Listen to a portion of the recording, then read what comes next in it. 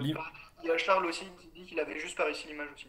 Ouais, alors merci. Effectivement, l'image en général, ça pose un peu plus de soucis, donc je vais revenir dessus pour l'image. Donc pour le noyau, dans ces cas-là, j'avance, donc on est ici là pour le noyau. Donc on va dire qu'un vecteur x de R2, donc c'est un couple xy, hein, il appartient à ker de f. Alors vous voyez, il n'y a pas de problème à écrire x égale xy, hein, il y a la même lettre, mais là on met une flèche et là donc là c'est un vecteur et là c'est un réel, donc il n'y a pas de confusion possible au niveau de la notation. Donc il appartient donc au noyau de f, si et seulement si, bah, son image par f, c'est le vecteur nul donc de R3, hein, parce que f va de R2 dans R3, voilà. Donc bah, f de xy, heureusement on l'a calculé, donc ça équivaut à dire que ce triplet-là est égal au triplet 0, 0, 0. Et puis, là, c'est vrai que je suis passé un petit peu vite pour l'équivalence qui est ici. Mais si on fait le calcul, donc on va se retrouver avec moins x plus 2y égale 0. Et ça sert à rien de diviser par 3. Et puis x plus y égale 0. Donc en fait, là, si vous voulez, on peut passer par un petit système pour résoudre ça égale 0. Et puis ça égale 0. Voilà, et puis donc en fait on se retrouve avec x égale y égale 0. Alors bon, les petits systèmes comme ça de 2 qui sont franchement quasi évidents, faut faire attention, mais bon, si vous voulez passer directement sur une équivalence comme ça, très très rapide, il n'y a pas de problème, quoi. Mais par contre, vous ne tromperez pas, quoi, c'est tout. Voilà, ça reste du calcul, hein. Système 3-3, je déconseille, hein, mais 2-2, bon, ça peut arriver que de temps en temps, on n'ait pas besoin d'en écrire des tonnes. Voilà, donc on trouve x égale y égale 0, donc finalement, le noyau, c'est le vecteur nul. D'ailleurs, il y a un truc qui va pas là dans l'encadré, c'est quoi qui va pas? C'est pas un ensemble Ouais, paire de. ouais, voilà, c'est un ensemble, hein. Donc il faudra que je rajoute une accolade ici, accolade ouverte et accolade fermée. Voilà, d'ailleurs je vais le faire en direct, vous allez voir, ça va être magnifique. Euh, Hop, on va écrire en noir, je pense que je vais pouvoir écrire en noir. Voilà, donc hop, voilà, c'est parfait. Hop, une jolie accolade. Bah, je fais ça avec le pad, hein, c'est pas top, hein. Voilà, donc ça y est, c'est terminé.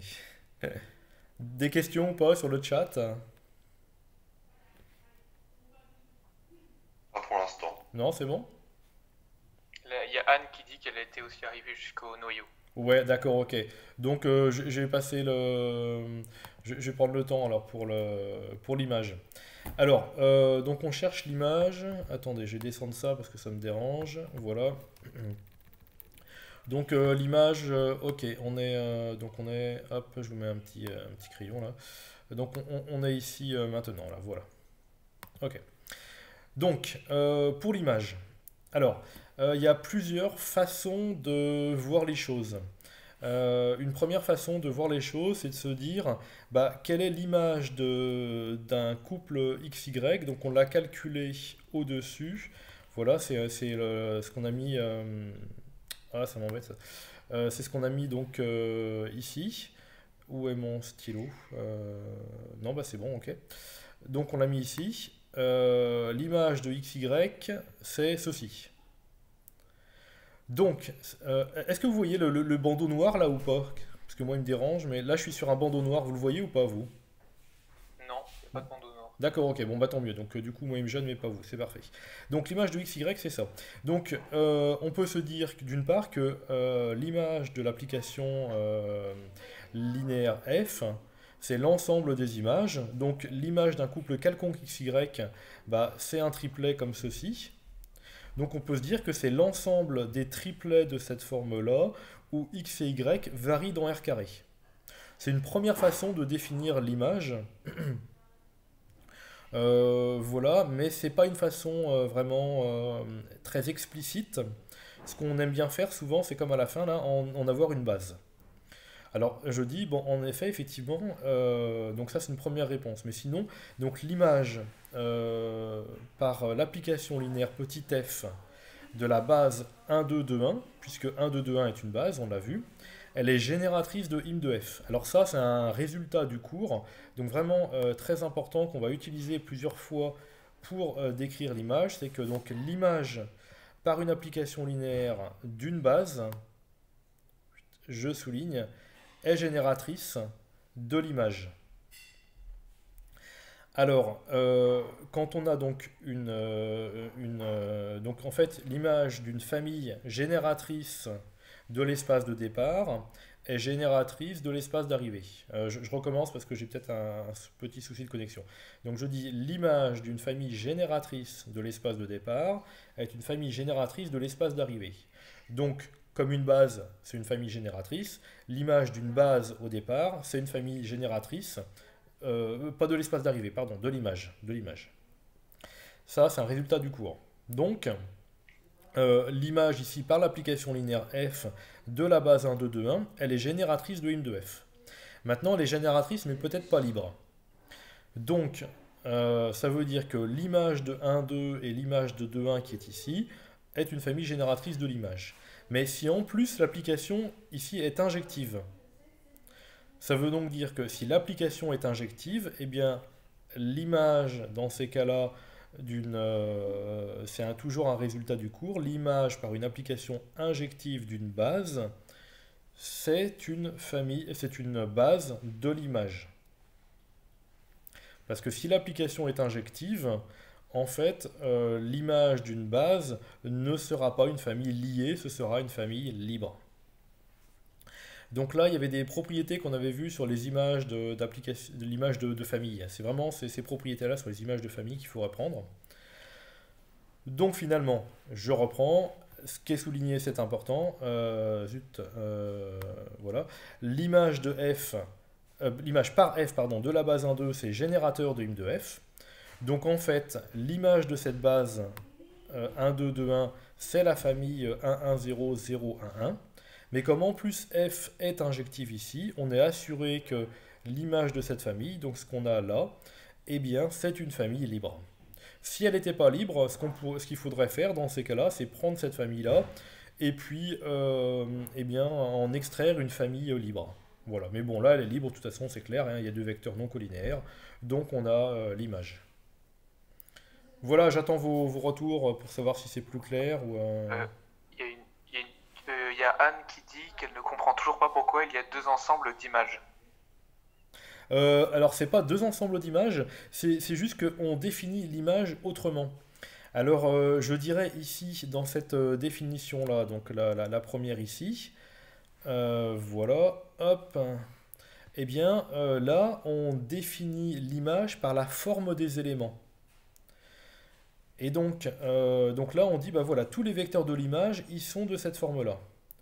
Et puis là, dans l'encadré, on dit, bah, les vecteurs de l'image, ce sont des vecteurs qui sont des combinaisons linéaires des deux vecteurs, des deux triplets ici. Donc des combinaisons linéaires de 1, 1, 0 et de 0, 1, 1. Donc ce sont deux façons différentes de définir l'image. Là, c'est par la forme des éléments, et là, comment est-ce qu'on génère les éléments. Je souris en même temps, peut-être que ça s'est entendu, c'est parce que ma femme prend une photo, c'est les photos souvenirs du coronavirus. Voilà. Et pour terminer de répondre à la question de Anne, en fait ces deux ensembles-là sont exactement les mêmes, parce que ici, là, quand on regarde la forme des éléments, quand on fait varier x, y dans R2, en fait on a un choix pour x et un choix pour y. Donc on retrouve le fait qu'on va avoir un espace vectoriel de dimension 2. Et si par exemple on peut prendre x égale 1, 0 et y égale 0, 1, alors si vous prenez x égale 1, 0, ouais, non, ça va pas être la même chose. C'est pas 1, 0, nous qu'est-ce qu'on avait? On avait 1, 2. Si on prend pour x 1, 2, bah, si on prend pour x, pour le couple xy, si on reprend 1, 2 qui était ici. Voilà. Et bien dans ces cas-là, on va bien trouver moins 1 plus 4, c'est-à-dire 3 sur 3, c'est-à-dire 1 ici. Et puis là, x plus y, c'est encore 3 sur 3, on va retrouver 1, etc. Donc en fait, ce que je veux dire là, c'est qu'on peut prendre, à partir de cette description-là de l'image, donc sur la forme des éléments, on peut prendre pour x, y un premier vecteur d'une base, puis un deuxième vecteur d'une base, et ça va nous former une famille génératrice. Mais là, j'ai pris 1, 2 et 2, 1, en fait, pour retrouver ça, mais on aurait très bien pu prendre la base canonique. Là, c'est petit message à Samantha, mais pour tout le monde en fait, hein. On peut prendre pour les couples XY, par exemple, la base canonique. Donc on prend deux vecteurs qui sont 1, 0 et 0, 1. Vous calculez l'image de donc ce que c'est que ce triplet-là en remplaçant x par 1 et y par 0, ça nous fait un premier triplet. Vous regardez l'image enfin, de ce triplet-là en remplaçant ensuite x par 0 et y par 1, ça fait un deuxième triplet. Et bien ces deux triplets-là forment forment une famille génératrice de l'image. Voilà, est-ce qu'il y a encore des questions là-dessus? Charles demande si la première écriture de l'image suffit ou s'il faut développer plus. Ouais, effectivement. La première écriture, bah, elle est quand même pas top parce que on sait que l'image c'est un espace vectoriel. Et donc ce qu'on aime bien pour un espace vectoriel, c'est en avoir une famille enfin en avoir une base, plutôt même qu'une famille génératrice, en avoir une base. Donc on peut s'arrêter là, mais en fait en pratique c'est pas terrible parce que là on a des exercices un petit peu courts encore, mais sur des problèmes il faut en écrire une base. Donc c'est vraiment ça là qu'il faut essayer d'avoir, c'est une base de l'image, quoi. Vous avez un espace vectoriel de dimension finie, le plus agréable c'est d'en avoir une base. D'autres questions ou pas? Non, il n'y en a plus. Non? Monsieur, j'ai une question. Oui? Je vois pas vraiment pourquoi F est injective ici. Pourquoi l'application est injective ici? Alors attends, pourquoi? C'est vrai que je suis passé un petit peu vite là-dessus. Pourquoi est-ce qu'elle est injective? Bah si, que je suis bête. Non, parce que oui, c'est vrai, non, je suis passé vite dessus parce que c'était évident. Le noyau, on l'a regardé, et le noyau, c'est le vecteur nul. Donc, Ok. voilà, hein, ouais, noyau égale vecteur nul, donc équivaut à application injective.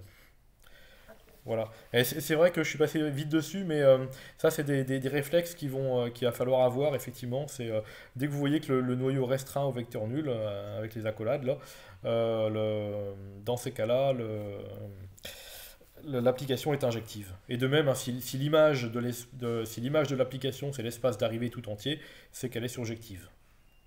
Voilà. Mais je pense que c'est surtout le noyau restreint au vecteur nul qui est qui est particulier, quoi, pour reconnaître l'injectivité par rapport à la notion d'injectivité qu'on avait jusqu'à présent. Voilà. Autre question ou pas?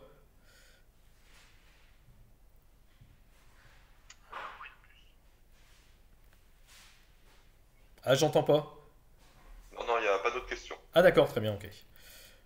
Du coup, hop, je nettoie mon petit dessin. Et on passe à l'exercice 3, c'est parti. Voilà, donc l'exercice 3, donc on avait IJK, donc bah, à nouveau c'est une base de R3, mais c'est la base canonique de R3. Voilà, donc le canonique, hein, je le répète, ça veut juste dire que c'est la base la plus simple qu'on puisse trouver, qu'on puisse imaginer, quoi, voilà. 1, 0, 0, 0, 1, 0, 0, 0, 1, bon, bah, il n'y a pas plus simple à écrire comme base. Voilà, donc c'est juste pour ça qu'elle s'appelle canonique. Voilà. Et donc, montrer qu'il existe un unique endomorphisme phi de E tel que phi de I c'est ça, phi de J c'est ça, et phi de K c'est ça. Donc endomorphisme, donc ça veut dire qu'on va de E dans E. Bon, bah, les images des vecteurs de E sont bien à valeur dans E, c'est clair. Et comment est-ce qu'on fait pour dire qu'il existe un unique endomorphisme? Bah, c'est encore la propriété numéro 20. Donc c'est ce que je dis, hein, application directe hop, du cours ici, là, voilà. La famille JK, c'est une base, donc la base canonique de R3, et une application linéaire est définie de façon unique par l'image d'une base. Si on connaît l'image d'une base, bah là c'est le cas, on connaît l'image de I, l'image de J, l'image de K, donc il existe bien une telle application, point final, allez c'est terminé. Des questions ou pas là-dessus? Non, pas de questions. Non, c'est bon. Voilà, donc c'est vraiment ça le gros intérêt pour les applications linéaires. C'est que dès qu'on a l'image d'une base, on est bien, quoi. Alors du coup, donner le noyau de phi, puis l'ensemble des antécédents de v par phi dans les cas suivants. Alors le noyau, donc on va de R3 dans R3, donc un triplet XY qui appartient à R3. Ouais, c'est pas terrible en écriture là. Le triplet XY appartient à quart de phi. Si et seulement si, phi de XYZ, donc son image par phi, est le 0 de R3. Donc ça équivaut à dire, alors un triplet de XYZ, bah, comme on a la base canonique, un triplet de XYZ s'écrit XI plus YJ plus ZK. C'est ça l'intérêt entre autres d'avoir la base canonique, c'est que bah, chaque triplet s'exprime de façon très très simple grâce à IJK. Voilà. Donc phi de xi plus yj plus zk c'est 0 puisque xyz est dans le noyau. Donc ça équivaut à dire que x phi de i plus y phi de j plus z phi de k, c'est grâce à la linéarité de phi, hein, égale 0, c'est-à-dire 0 fois i plus 0 fois j plus 0 fois k. Hein. Ça c'est l'écriture du vecteur nul dans la base ijk. Et c'est l'unique écriture hein, puisque c'est une base. Donc petit rappel, hein, chaque vecteur a une unique écriture dans une base. Quand je dis une unique écriture, c'est que les coefficients sont uniques. Donc il n'y a pas d'autre façon d'écrire le vecteur nul. Et donc, ça signifie donc phi de i, voilà, je l'ai remplacé, c'est i plus 2k. Phi de j, c'est 2i moins j moins k. Phi de k, c'est moins i plus j plus 3k. Et donc ça, c'est le vecteur nul. Et donc là, comme IJK est une base, eh bien, le fait d'avoir une base fait que, en fait, on a une combinaison linéaire là à gauche ce que je suis en train de regarder ici, ce que je souligne là. On a une combinaison linéaire IJK qui est le vecteur nul, et puis, enfin, une combinaison linéaire de IJK. Comme c'est des vecteurs d'une base, bah du coup, la seule possibilité, c'est que tous les coefficients soient nuls. Donc le coefficient de i est nul, le coefficient de i c'est x. Donc là on a du i, donc plus 2y, et puis là on a du i, donc moins z. Donc x plus 2y moins z est nul, c'est le coefficient de i. Pareil, le coefficient de j est nul, et pareil, le coefficient de k est nul. Alors maintenant, bah, ça y est, on a un petit système, voilà, x il va nous servir de pivot. Là on n'a plus de x sur la deuxième ligne, on en a sur la troisième, donc on élimine les x sur la troisième. On fait un gentil pivot. Là on a moins y, hop là, pardon, excusez-moi, là, on a moins y et moins 5y. Donc, en fait, ah oui, la troisième ligne, là, c'est la deuxième fois 5. Donc, en fait, si on rajoute 5 fois la deuxième à la troisième, il y a 0 égale 0, ça sert à rien. Donc, on se retrouve avec ces deux lignes-là. Donc, en fait, alors là, qu'est-ce qui se passe? On a un système de rang 2. Donc, comme on a trois inconnus, c'est-à-dire que le système étant de rang 2, la dimension de l'espace des solutions ici est égale à 1. C'est-à-dire qu'on a le 1 choix, on peut choisir z comme on veut. Une fois qu'on a choisi z, alors on a y. Et une fois qu'on a z et y, alors on a x. On n'a donc plus le choix pour x et y, une fois que z est fixé. Du coup, si on prend... moi, j'aime bien les choses simples, hein, tant qu'à faire. Hein, on va pas prendre pi sur 42. Donc j'ai pris 1 pour z. Donc si on prend z égale 1, y égale 1. Et puis là, on remplace. Et si j'ai pas fait de bêtises, on trouve x égale moins 1. Donc ça veut dire que en fait, le triplet x, y, z, si z il vaut z, du coup le y il vaut z et le x il vaut moins z. Donc en fait, le z on le choisit où on veut, donc en fait c'est un multiple de moins 1, 1, 1. Donc en fait le noyau, c'est tous les multiples de moins 1, 1, 1. Donc le noyau c'est une droite vectorielle, moins 1, 1, 1. Enfin, tous les vecteurs collinaires à moins 1, 1, 1. Voilà, des questions ou pas? Ou sinon, qui peut me dire si certains ont réussi ou pas cette question-là?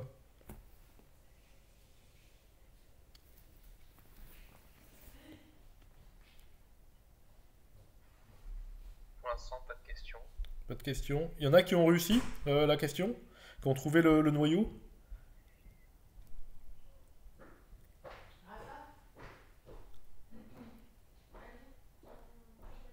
Charles qui dit non. Charles qui dit non, ok. Kylian pareil. Pas trouvé quoi. D'accord, ok. Donc, ok, donc peut-être que là la difficulté ici, c'était...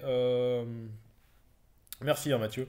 Donc c'était de- d'utiliser le fait qu'on avait on avait une base et donc écrire n'importe quel triplet, donc l'image de n'importe quel triplet, bah, à partir du moment où on connaît l'image d'une base, on sait écrire l'image de n'importe quel élément en fait de l'espace. Donc là on a une base de l'espace R3, donc on connaît les images des vecteurs de la base, donc grâce à ça on connaît l'image de n'importe quel vecteur. Et donc chercher un vecteur du noyau, bah, c'est chercher ceux dont l'image est nulle. Et donc en fait ça revient à 99 fois sur 100 à résoudre des systèmes. Voilà. Alors ensuite il fallait résoudre phi de x égale v. Donc c'est un peu du même style. Donc phi du vecteur x, je l'ai écrit, j'ai remonté un petit peu. Voilà. Donc on est ici là. Voilà. Donc pardon. Voilà.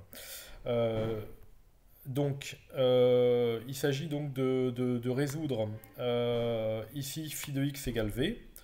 Donc, d'un vecteur x, c'est phi de x, y, z égale v. Donc ça, phi de x, y, z, je reprends la même chose. Hein.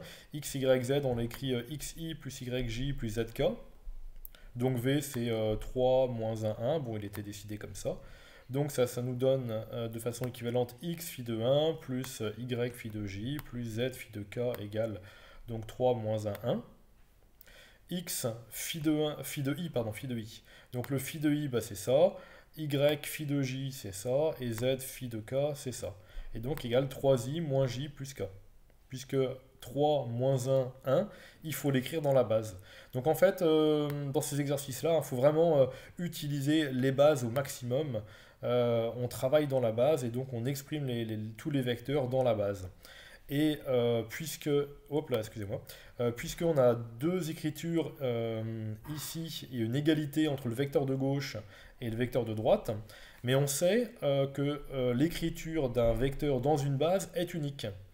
C'est-à-dire qu'il y a unicité des coefficients. Donc le coefficient devant i qui est à droite, bah, c'est 3, voilà, ici, là. Donc on le retrouve 3, et donc le coefficient devant i à gauche, c'est 3. Mais le coefficient devant i, c'est x plus 2y ici, là, et puis moins z ici. Donc on a x plus 2y moins z qui est égal à 3. Après on fait pareil avec j, hein, à droite on a moins 1, puis après on fait pareil avec k, à droite on a 1, et puis on regarde à gauche les coefficients devant j ici, et puis là sur la troisième ligne devant k. On se retrouve avec un petit système, voilà, on le résout. Donc à nouveau il y a une ligne là qui sert à rien. Donc z, bah, à nouveau, j'ai remis z égale z hein, pour dire que le z on le choisit comme on veut. Le y, il s'exprime en fonction de z, et le x s'exprime en fonction de z. Alors, attention, je dis le système est de rang 2, bah, parce que en fait z égale z, bon, bah, on peut supprimer. Hein. Si on passe le z à gauche, ça fait 0 égale 0, donc en fait on n'a que deux lignes. Mais l'ensemble des solutions de ce système n'est pas un espace vectoriel. Alors, méfiance, pourquoi c'est pas un espace vectoriel? Parce que regardez là, l'écriture de y n'est pas une écriture linéaire en fonction de z. Si vous remplacez z par z 2 fois z, bah, le y il sera égal à 2z plus 1, mais pas plus 2. On ne multiplie pas par 2. Donc de toute façon, vous allez voir quand on écrit l'ensemble des solutions. Donc attention, là, en fait, c'est pas un système homogène. Donc ça, c'était ce qu'on avait vu dans les résolutions de système. Hein. Quand on résout un système homogène, l'ensemble des solutions, c'est un espace vectoriel. C'est-à-dire que l'ensemble des solutions, il faudra l'imaginer un petit peu comme, par exemple, un plan dans l'espace qui passe par le vecteur nul. Mais si le système n'est pas homogène, bah, l'ensemble des solutions, il faut un peu l'imaginer comme un plan dans l'espace, mais qui ne passe pas par le vecteur nul. Donc c'est pas un espace vectoriel. Par contre, l'ensemble des solutions, bah, on choisit z comme on veut. Du coup, le y, il vaut z plus 1. Et le x, il vaut 1 moins z. Et donc, on a le choix de z, donc on exprime les trois coordonnées en fonction de z. Donc là, on a la forme des éléments du système. Voilà, donc il y a des solutions, et il y en a une infinité ici.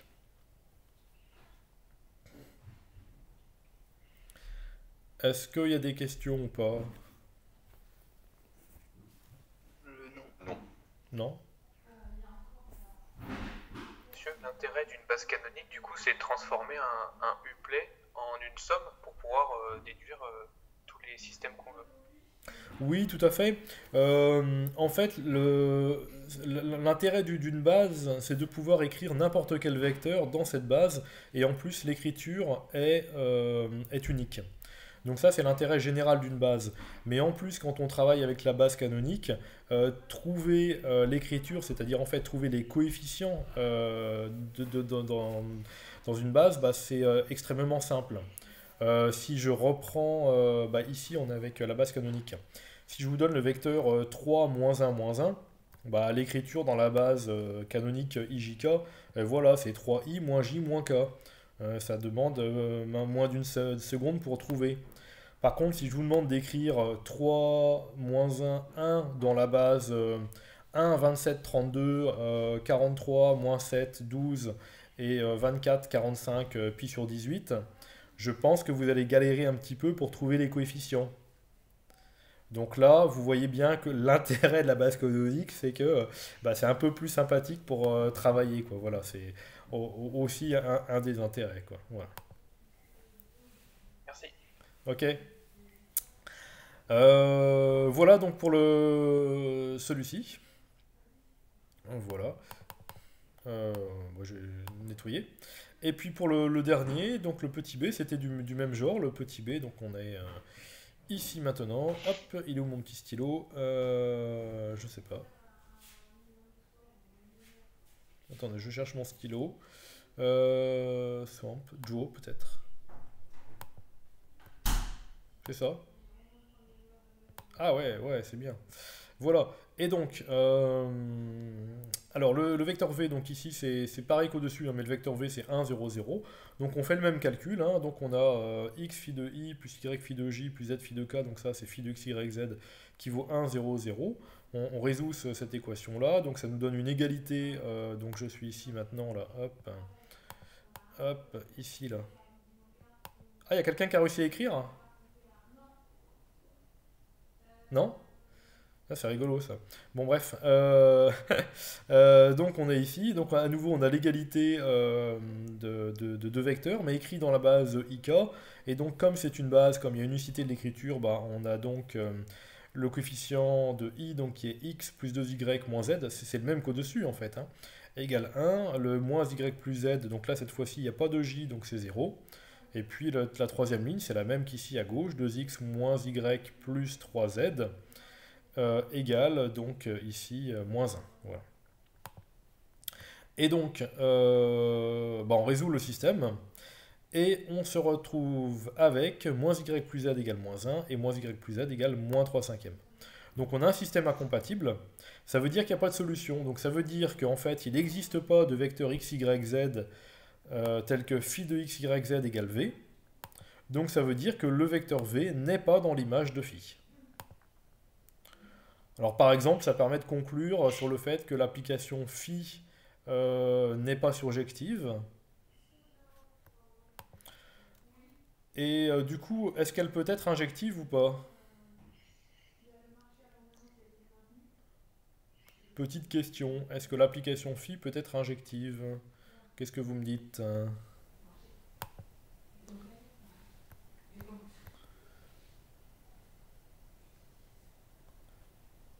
Ah, Anne qui dit on peut annoter. D'accord, c'était Anne, j'ai trouvé. Alors, est-ce que l'application phi peut être injective? Vous voulez que je remette peut-être je le remets là. Hop, c'était ça, je crois. Donc, on a l'application phi, puisque v n'est pas dans l'hymne de phi, ça veut dire qu'elle n'est pas surjective. Est-ce qu'elle peut être injective?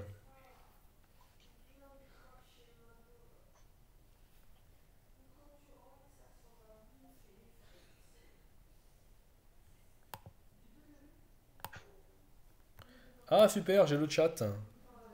Ok. Euh,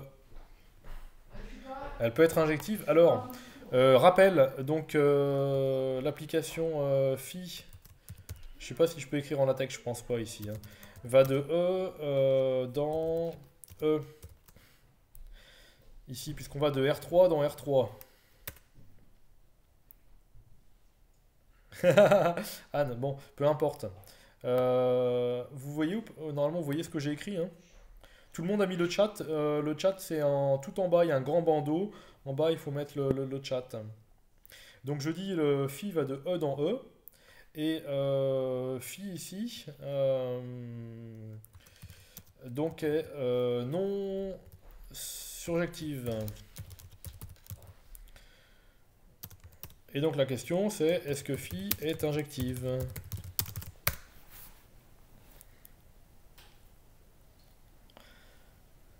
Alors Romain, oui effectivement Romain, tu as raison.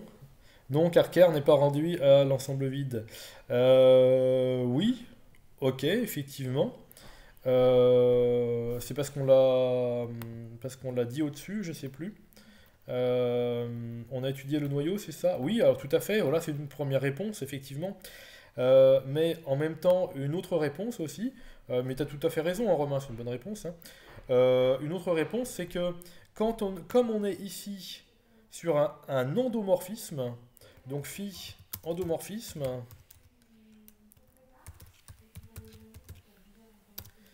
et voilà, phi génère tout E, mais pas l'ensemble d'arrivée. Ah non, c'est plutôt l'ensemble d'arrivée, mais pas tout. Enfin, ah oui, d'accord, oui.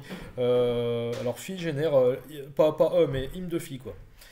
Mais donc, phi est un endomorphisme, et du coup, ouais, ok, Romain, je reprends.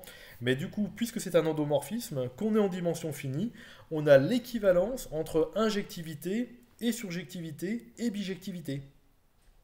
Donc là, c'est vraiment un résultat important qu'on avait énoncé en cours. Donc je vous renvoie sur le cours là. En dimension finie, l'injectivité équivaut à la surjectivité, équivaut à la bijectivité pour les endomorphismes. En fait, pour même de façon plus générale, si on part d'un espace vectoriel de dimension finie vers un espace vectoriel de même dimension. Voilà, si les espaces de départ et d'arrivée ont la même dimension, l'injectivité et la surjectivité et la bijectivité sont équivalentes. Donc du coup là, on peut retrouver le fait que comme phi n'est pas dans l'image, bah, l'image c'est pas l'espace R3 tout entier. Et donc l'application n'est pas surjective, et du coup, si elle n'est pas surjective, elle ne peut pas être injective. Donc elle n'est pas bien sûr bijective. Alors, phi génère, donc je reprends ta question Romain, phi génère tout E, bah pas tout E, mais phi génère l'image de phi. Mais pas l'ensemble d'arrivée tout entier, c'est ça, donc pas R3, voilà. Alors, quelle est la... Ah oui, tiens, autre question à tous là. Quelle est la dimension de l'image?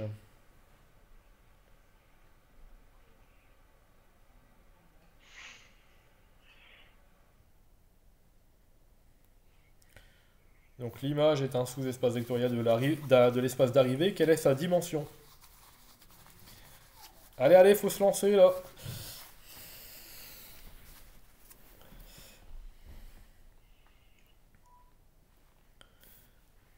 Alors, j'attends la réponse. Alors peut-être que ça met du temps pour arriver.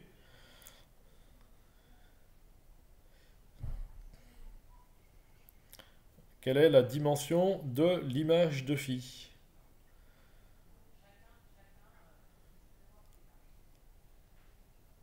Ouais, Nicolas, 2. Paul, 1. Oui, c'est ça, effectivement, 2, ok, ça arrive très bien. Ok, bon, bah super. Théorème du rang, c'est exactement ça, voilà. Le théorème du rang, puisqu'on part d'un espace de dimension 3 vers l'espace de dimension 3, le théorème du rang, c'est la dimension dim de E égale donc la dimension de l'image, c'est-à-dire le rang de phi, c'est ça, ouais, plus la dim du noyau de phi. Voilà. Donc, du coup, la dimension de E ici, c'est la dimension de E. Ah, mais est-ce que vous voyez le chat au fait? Moi, j'ai affiché le chat sur mon écran. Est-ce que vous le voyez ou pas? Moi, je le vois pas. Toi, tu le vois pas, ok. Le chat. Enfin, je vois le mien en fait. Tu vois le tien, mais tu Quand vois vous pas le écrivez, mien. je vois pas. Et Non. d'accord, ok, très bien. Bon, tant pis, c'est juste pour savoir. D'accord, merci. Bon, tant pis. Donc, c'est parce que je mettais des trucs sur mon chat, mais du coup, vous voyez pas. Par contre, on doit pouvoir faire autre chose. Attendez, hop. Normalement, on doit voir un truc comme ça. Voilà, et donc je dis que la dimension de E est égale au rang de phi. Là, vous voyez, je pense, hein, plus la dîme de quart de phi. Vous voyez ce que j'écris là, je pense, hein? Non, moi je vois toujours pas et j'ai l'impression que les autres non plus. Ah ouais. Alicia qui dit non. Non plus. Ah tiens, attendez. Peut-être qu'il faut que je fasse entrer. Et là? Là, vous voyez ou pas ce que j'ai écrit à gauche? On ne pas, monsieur. Non, toujours pas. Ah, vous voyez pas, tiens, c'est bizarre ça. Euh... Attendez. Ah bon, tiens. Ça c'est bizarre, comment ça se fait? Et là, j'ai mis au milieu. Non, toujours pas? Non. Et les autres non plus apparemment. Ouais, parce que j'ai une zone de texte normalement dans laquelle j'arrive à écrire, mais... Ah ouais, tiens, c'est dommage ça. Ok, bon, je demanderai. Donc là, en fait, j'ai une zone de texte dans laquelle j'arrive à écrire. Bon, alors du coup, je réexplique. Donc le théorème de rang, hein, dit que la dimension de l'espace de départ, c'est-à-dire R3, donc dimension 3, c'est le rang, la dimension de l'image, plus la dimension du noyau. Et comme le noyau est de dimension 1, puisque le noyau est engendré par un seul vecteur, bah, le rang, c'est-à-dire la dimension de l'image, c'est 2. Donc voilà, très bien pour tous ceux qui ont dit 2. Ok, du coup, je nettoie tout ça. Et puis on passe sur l'exercice 4, sauf s'il y a des questions, je sais pas.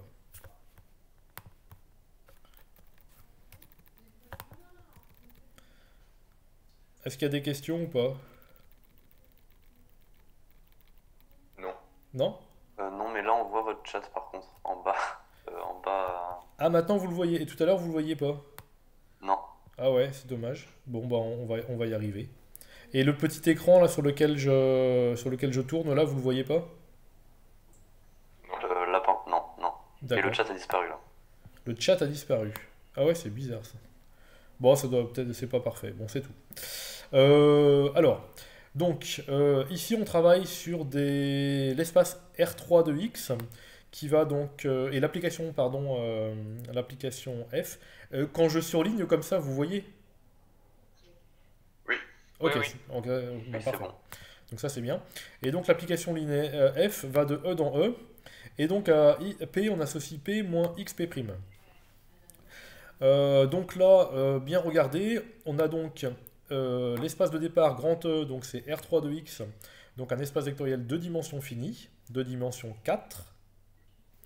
La base, une base, pardon, c'est la base canonique de R3 de X, c'est-à-dire 1x, x2, x3. Voilà, à voir ça tout de suite en tête avant de démarrer. On va de E dans E, donc on a un endomorphisme potentiellement. Hein. Et donc la question c'est montrer que f est une application linéaire, donc du coup on aura bien un endomorphisme si elle est linéaire, puis après le noyau et l'image. Donc, pour la linéarité, alors, bon bah j'ai fait ça, les maths à la papa, hein. On prend P et Q dans R3 de X, on prend deux coefficients, lambda et mu, et puis, donc dans ces cas-là, on va... Hop, je regarde les messages en même temps. Ah oui. On voit donc, on va regarder f de lambda p plus mu q. Alors donc, f de lambda p plus mu q, bah, c'est le polynôme, donc lambda p plus mu q, moins x fois p', donc moins x fois sa dérivée. La dérivée dans lambda p plus mu q, c'est lambda p' plus mu q'. Enfin bon, bref, on calcule ça, donc f est linéaire. Alors ça, c'est une première réponse. Après, vous auriez pu dire, mais là c'est presque aussi long de le faire, mais je ne l'ai pas fait, bah dire à P, on associe P, donc là on a l'application identité. À P, on associe à droite P' qui est la dérivation. Et à P, on associe, on a la multiplication par le polynôme x, qui est aussi, donc les trois opérations dont j'ai parlé là, celle qui a P associe P, c'est l'application identité. L'application qui a P associe P', c'est aussi comme identité une application linéaire. Et l'application qui a un polynôme associe x fois le polynôme. Là, c'est de la composition. Hein. À P, on associe P', puis après on multiplie par x. Et donc ça aussi, c'est une application linéaire. Le fait d'un polynôme P, on associe x fois P. On a une application linéaire, hein, c'est relativement simple de s'en rendre compte. Donc on pourrait très bien justifier la linéarité, non pas à la papa, là, comme je dis, mais en disant, bah, on a une combinaison linéaire d'applications linéaires ici, ou par opération sur les applications linéaires, et vous dites entre parenthèses, applications linéaires qui viennent là, c'est identité, et la dérivation, qui est une application linéaire, et l'application qui a x associe xp, donc par laquelle on compose la dérivation, là, et donc par opération sur les applications linéaires, f est une application linéaire. Donc ça peut être une façon un peu plus subtile et je dirais un peu moins bébé là, de justifier le fait que f est linéaire. Voilà. Est-ce que ça va pour la linéarité? Bon, de toute façon, la linéarité, comme je disais, c'est rarement une question difficile, hein. Franchement, normalement, ça se passe très bien. C'est bon? C'est bon. Ok, pas de questions. Alors pour le noyau, donc maintenant c'est parti. Tiens, je suis un peu déçu là pour mon stylo. Attendez, où est-ce qu'il est mon stylo? Voilà. Donc pour le noyau, on est ici maintenant. Donc on veut déterminer le noyau, donc on veut déterminer les polynômes P dont l'image est nulle. Donc on prend un polynôme P. Donc là, il va falloir travailler sur les coefficients des polynômes, parce qu'on va se demander c'est quel type de polynôme. Donc en fait, la question c'est les coefficients, ils sont comment. Donc pour un polynôme P quelconque, je l'ai noté ax3 plus bx2 plus cx plus d, avec abcd dans R4. Donc là, j'ai bien rédigé, hein, voilà, proprement. Je remonte un petit peu. Voilà. Et donc pour le noyau, donc on dit qu'un polynôme P est dans le noyau, si et seulement si son image par l'application linéaire est nulle. Donc si et seulement si l'image par l'application linéaire, donc c'était P moins xp', donc P moins x fois P' que j'ai dérivé si j'ai pas fait de bêtises, donc 3a x2 plus 2bx plus c égale 0. À nouveau, on utilise dans l'équivalence qui est là l'unicité des coefficients d'un polynôme. Donc on a un polynôme à gauche, le polynôme nul à droite, donc ils ont les mêmes coefficients. Donc le coefficient de x3 est a moins 3a, c'est-à-dire moins 2a qui vaut 0. Le coefficient de x2 c'est b moins 2b, c'est-à-dire moins b égale 0. Pareil pour les coefficients de x. Et puis, alors non, le x, qu'est-ce qui se passe? Ah oui, pour le x, non, il disparaît en fait parce qu'on a cx moins x fois c. Donc il n'y a plus rien sur les c en fait. Et pour le terme constant, donc on a d, d égale 0, voilà. Donc en fait, a, b, d sont nuls. Par contre, on ne sait rien sur c. Donc ça veut dire que c, il est tout à fait quelconque. On le choisit comme on veut, hein. On n'a aucune condition sur c. Donc là, il faut bien interpréter les choses. Et du coup, on a eh bien, P égale Cx. Voilà. Donc comme P égale Cx, eh bien, ça veut dire que les polynômes P qui sont dans le noyau, eh bien, c'est des polynômes de la forme constante fois x. Donc en fait, je vais noter Rx, si vous voulez. Voilà. C'est bon ou pas pour le noyau?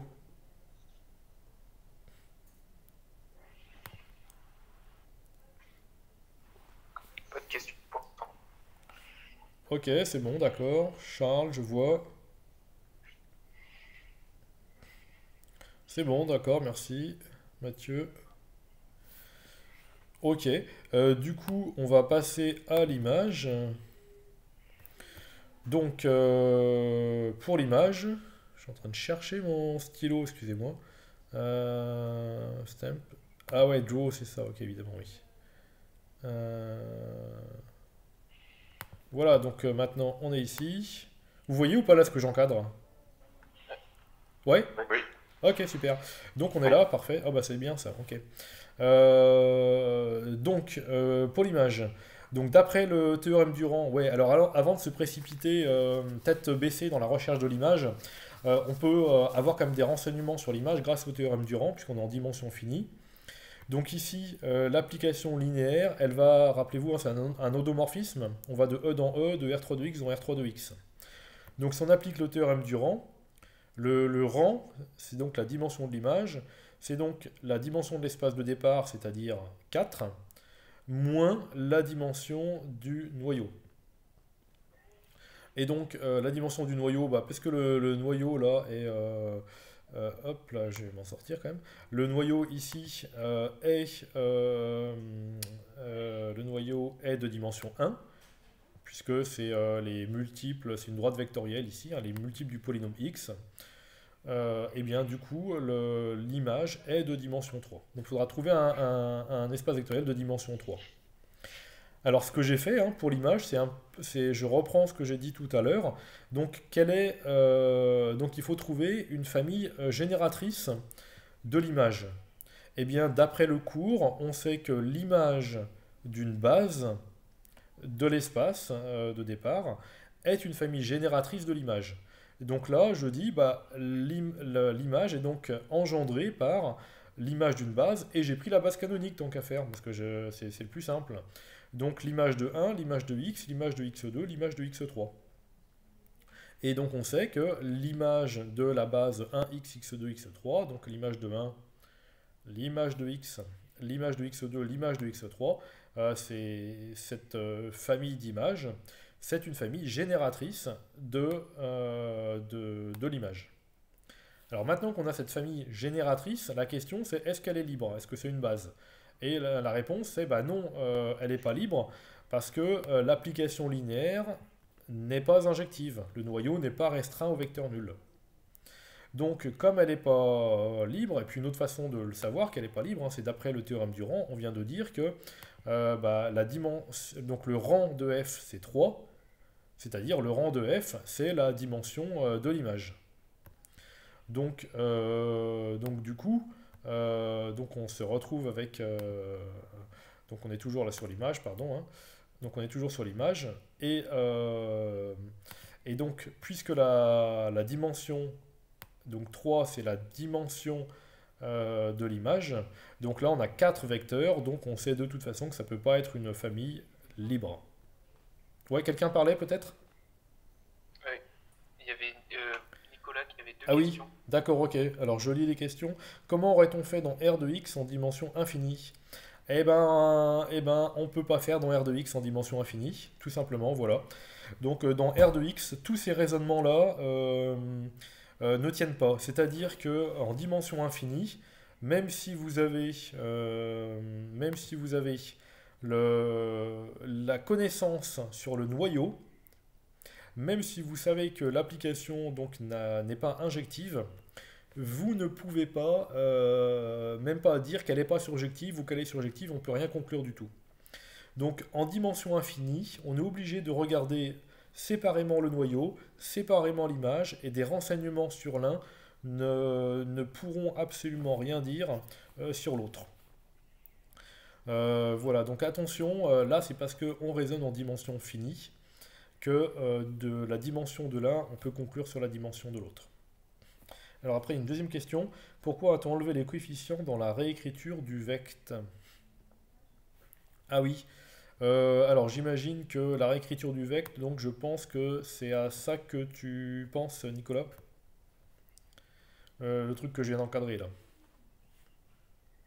Tu peux me confirmer? Oui, ok. Alors, du coup, pourquoi est-ce que c'est ça? Alors, je sais plus, mais on va reprendre un petit peu. Alors, l'image de 1, donc c'est, rappelez-vous, à P, on associe P moins X P'. Donc, à l'image de 1, c'est 1. Je pense que là, j'ai pas triché. L'image de X... ah oui, si, d'accord, ok, j'ai compris. Ouais, dans ton passage, c'est pas ça. Ouais, d'accord, j'ai compris. Donc l'image de x, c'est 0 parce que x est dans le noyau. Donc ça, c'est vite vu. L'image de x2, on fait le calcul, c'est x2 moins x fois 2x. Donc x2 moins 2x, ça fait moins x2. Bon, puis l'image de x3 est là, je vous passe le détail. Ouais, mais non, en fait, ta question, j'ai compris, c'était le passage ici, en fait. Voilà. Le passage entre les deux, là. Voilà. Alors, pourquoi est-ce que... Alors, déjà, 0. Quand on a une famille quelconque avec 0 dedans, de toute façon, on sait que la famille est liée. Et on peut l'espace engendré par la famille sans le vecteur nul, c'est exactement la même chose que l'espace engendré par la famille. Donc on peut retirer le vecteur nul, déjà c'est terminé. Alors maintenant il va rester effectivement 1, moins x2 et moins 2x3. Alors pourquoi j'ai retiré les coefficients? Parce que quand vous écrivez une combinaison linéaire de 1, moins x2 et moins 2x3, ça revient à multiplier 1 par un coefficient, à multiplier moins x2 par un coefficient, et multiplier moins 2x3 par un coefficient. Mais en fait, ces coefficients-là, si vous voulez, le fait de multiplier par moins 1 ou par moins 2, ça change absolument rien. Je ne sais pas si j'étais hyper clair là. Si vous regardez par exemple avec moins 2x3, si vous regardez l'espace vectoriel engendré par moins 2x3, c'est exactement la même chose que l'espace vectoriel engendré par x3. Je vais retenter une zone de texte. Voilà. Est-ce que vous voyez ou pas là ce que j'écris? Vous voyez ou pas là ce que j'ai écrit? Non. Vous voyez pas? Ok, ça marche pas. Ok, tant pis. Bon. Donc, ouais, ça marche. Donc je reprends. Vect de 1, moins x2 et moins 2x3, le 0 je l'oublie là, c'est toutes les combinaisons linéaires, donc tous les vecteurs qui s'écrivent sous la forme, je vais écrire dans la zone de... Je vais écrire dans le chat ici. Donc le vect qui est là, en plus je pense que je vais pouvoir le copier-coller.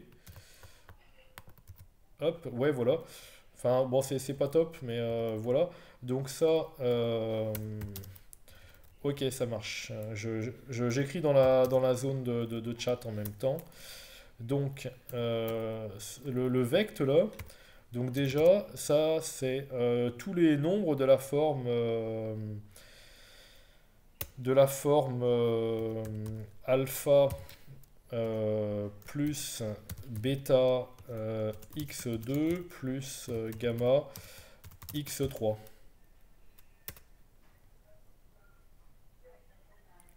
Alors, et ça, le bêta là que j'ai écrit dans la zone de chat, en fait, donc que vous mettiez bêta, donc je dis que là, le vect, c'est tous les vecteurs de cette forme-là. Donc que vous mettiez plus bêta x2 ou moins bêta x2, et non pas plus gamma, mais moins 2 gamma x3. Voilà. Que vous écriviez l'ensemble, il faudrait mettre des accolades ici, l'ensemble des vecteurs de cette forme-là. Vous voyez pas le chat? Ah mince. Non. Mince. Alors attendez, je vais faire autrement. Attendez, je réfléchis, pof pof pof.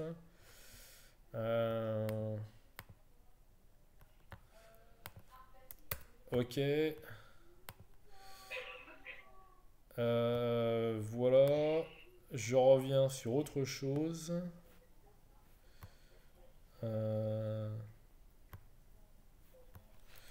Attendez, voilà, ça c'est bien. Je reviens sur Zoom, je repasse sur Share, pof pof.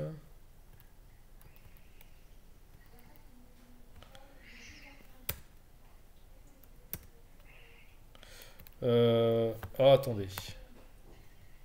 Non, c'est pas ça. Normalement, je dois pouvoir partager mon... Pourquoi je le vois pas? Ah oui, c'est ça. Si, c'est bon, voilà. Voilà, ça y est. Je suis sur Internet, là. C'est bon? Vous voyez?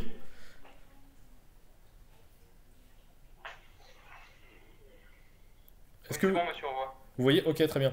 Et donc, je dis que si vous regardez vect, Donc c'était 1, virgule moins x2 de mémoire et moins 2x3. Donc c'était ça. Eh bien, je dis que ça, donc c'est égal à l'ensemble des vecteurs de la forme alpha plus bêta. Alors, normalement, c'est moins bêta x moins 2 gamma x3. Et ça, c'est en faisant varier alpha, bêta, gamma dans R3.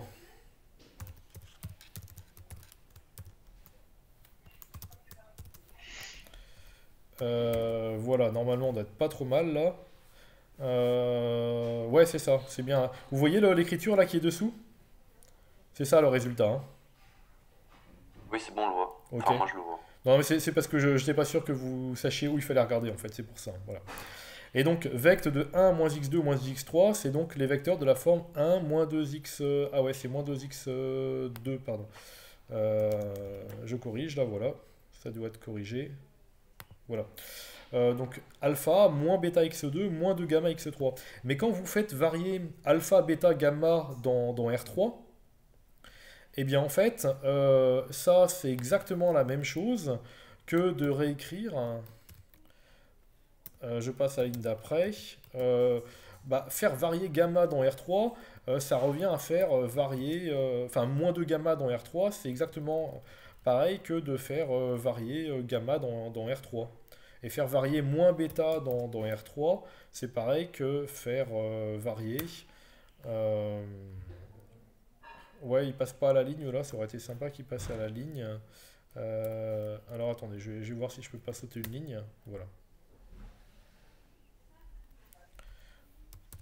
Peut-être que là il va passer à la ligne. Non, il passe pas. Bon. Bref, donc l'ensemble ici des vecteurs de la forme alpha moins bêta x2 moins 2 gamma x3, c'est la même chose que alpha moins bêta x2 et plus gamma x3. En fait, faire varier bêta dans R2, dans R et regarder tous les moins bêta x2, c'est pareil que tous les bêta x2. Donc c'est pour ça que je me suis un peu débarrassé de ces coefficients là qui servent à rien. Je reviens sur le TD. J'espère que l'explication a été claire. Voilà, et donc on retrouve, évidemment, on retrouve que l'image est engendrée par 1x, 2x3. Donc on a une image de dimension 3 puisqu'on en a une base constituée de 3 vecteurs. Est-ce que ça va ?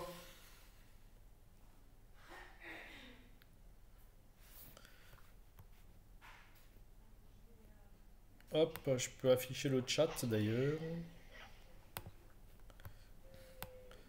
Alors, j'ai vu Charles. Moi, ce que je vous propose, en fait, c'est éventuellement d'arrêter là. Alors, il y a d'autres messages qui sont arrivés. Ah oui, il faut que je descende. Oui, oui, oui, oui. Ok, super. Ce que je vous propose... attendez, je regarde un petit peu le planning. Donc, je reviens sur le planning. Je vais vous le montrer. Voilà, il est là. Je vous le remets en direct pour que vous le voyez.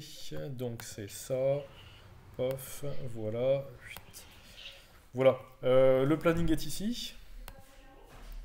Donc ça c'est fait. J'ai un petit groupe tout à l'heure, 14h à 10h. Non, c'est pas ça, 10h. C'est, on va dire 14h à 15h. Je pense que je réfléchis, mais suivant l'efficacité du travail, là, je vais peut-être généraliser ça, si je trouve ça bien. X, E, R, il manquait un C là. CICE, voilà. Et dans ces cas-là, demain matin, on peut se refaire continuer un petit peu le TD. Est-ce que ça vous va ou pas de continuer le TD demain matin, je sais pas, sur 1 heure, 3/4 d'heure, maintenant qu'on a avancé sur les polynômes, que vous avez vu un petit peu comment qu'on a avancé sur les applications linéaires. Moi je préfère pas trop vous donner tous toutes les solutions là, et puis que vous cherchiez encore cet après-midi, enfin là en fin de matinée, cet après-midi, que vous repreniez ça. Je préfère faire ça un petit peu régulièrement, et puis demain, dans ces cas-là, on se colle, je sais pas, 11-12 ou alors 9-10, comme vous voulez. Dites-moi ce que vous préférez pour l'horaire. Je vois le chat là, donc je verrai les réponses. Et donc on refait une séance demain matin, 9-10, 9-10. Alors hop, j'ai un On fait 9-10. toujours le même horaire, 9-10. 9-10, c'est va? 10-11, c'est pas possible, c'est la chimie, perdu. Euh, Comment se passe l'exercice sur les polynômes? Eh ben, exercice sur les polynômes, donc j'ai un sujet, et puis je vous mets le sujet en direct, je vous l'envoie en même temps, donc je l'afficherai sur Zoom, je vous l'enverrai cet après-midi, donc en même temps sur Slack par exemple, comme ça vous pouvez le télécharger, je sais pas si vous avez plusieurs écrans ou pas, si ça vous arrange. Et puis, bah, vous faites en direct, vous faites la première question. Dès que vous avez trouvé, vous me dites. Voilà, quoi. Vous travaillez en direct, vous m'écrivez ce que vous trouvez. J'ai vérifié, normalement, vous pouvez même écrire, vous pouvez écrire directement sur le chat ce que vous trouvez. Donc, c'est pas mal. Et si vous pouvez me montrer en même temps avec des caméras d'une façon ou d'une autre ce que vous faites. Ouais, vous pouvez faire un partage d'écran aussi. Normalement, alors attendez, j'attends là une seconde.